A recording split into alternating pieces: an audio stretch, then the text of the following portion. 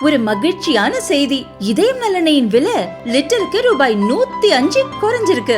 September 2023ல 1 litre இதயம் நல்லெண்ணெயின் அதிகபட்ச விலை ரூபாய் 503. ஆனா இப்ப 1 லிட்டர் இதயம் நல்லெண்ணெயின் விலை ரூபாய் 398 மட்டும்தான் தமிழ்நாட்டுல.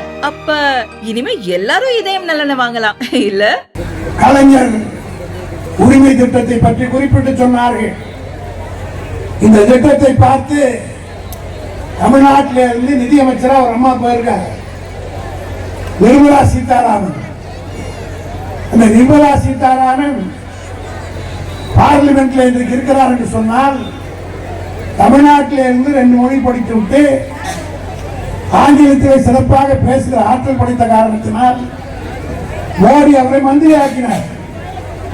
அந்த அம்மா பார்லிமெண்ட்ல அசிங்கமா கேவலமா பேசுகிறார்கள்.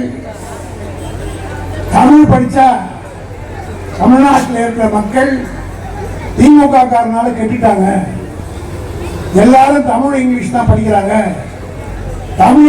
தமிழ் படிச்சா பிச்சை கூட எடுக்க முடியாதுன்னு நிர்மலா சீதாராமன் நம்மளை பார்த்து சொல்றோம்.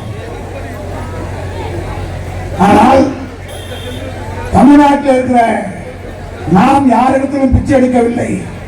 நாம் கொடுக்கிற வரிப்பணத்தை எடுத்து போய் தான் உத்தரப்பிரதேசத்துக்காரனுக்கு மோடி பிச்சை போடுகிறாரே தவிர கொடுக்கிற இடத்துல நாம இருக்கிறோம். திராவிட முன்னேற்ற கழகம் 75 ஆண்டு காலம் எவரெவனோ இந்த கட்சி அழிக்க வேண்டும் என்று புறப்பட்டவன் எல்லாம் இடம் தெரியாமல் போய்விட்டார்கள். சக்கரவர்த்தி ராஜகோபாலாச்சாரி திமுகவை மூட்டு பூசி நசுக்குவார். கடைசியில் ராஜாஜி நம்ம மேடைக்கு தான் வந்து உதயசூருக்கு ஓட்டு கேட்டார். பெருந்தலைவர் காமராஜ் நம்மை மிக கடுமையாக விமர்சித்தவர்.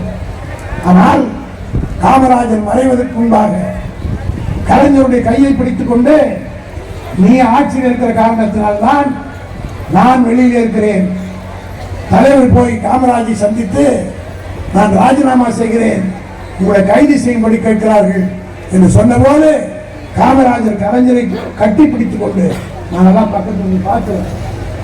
காமராஜ் சொன்னார், கருணாநிதி நீ இருக்கிறதுனால தான் நான் வெளியில் இருக்கேன், நீ ராஜினாமா பண்ணா நான் உள்ளே போடுவேன் சொன்னவுடன் அதே இயக்கத்தில் தான் அக்டோபர் 2 மறைந்தார். அந்த காமராஜரும் உயிரோடு இருந்த திமுக ஒன்று உறுப்பினரே ஆயிருப்பார்.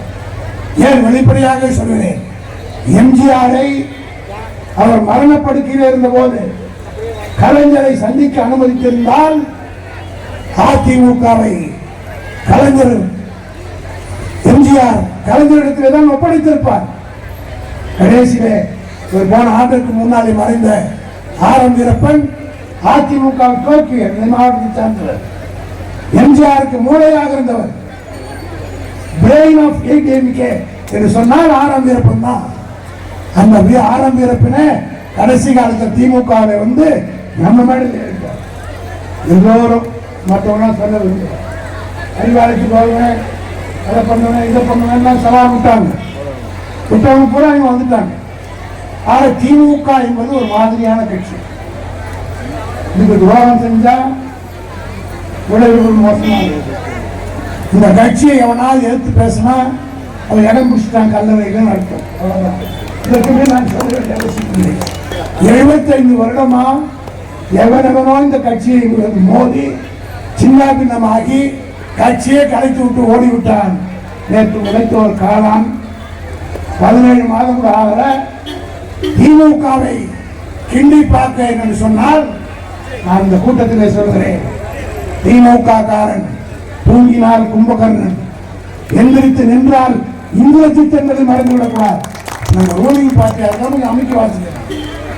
யார் யாரையோ பார்த்து சந்தித்து வளர்ந்த கட்சி எங்களுக்கு சவால் விடுகிற யோகிதை இல்லாதவர்கள் எல்லாம் பேசுகிறான். நான் கழகத்தோடு எல்லாம் கேட்டுக்கொள்ள விரும்புகிறேன். இன்னும் இருப்பது 12 மாதம் தான். மக்கள் நன்றாக இருக்கிறார்கள், கூட்டணி நன்றாக இருக்கிறது. எவன் எதை செய்தாலும் அதை பற்றி கவலை இல்லை. நாம் ஒற்றுமையாக இருந்து பொதுமக்களை சந்தித்து இந்த 1 வருட காலம் நாம் ஆற்றுகிற பணிதான் ஒரு தலைமுறையை காப்பாற்றப் போகிறோம் என்ற உணர்வோடு அனைவரும் பணியாற்றுவோம் என்ற உறுதிமொழியை தளபதி பிறந்தநாளை ஏற்க வேண்டும் என்று சொல்லி விடைபெறுகிறேன். நன்றி, வணக்கம்.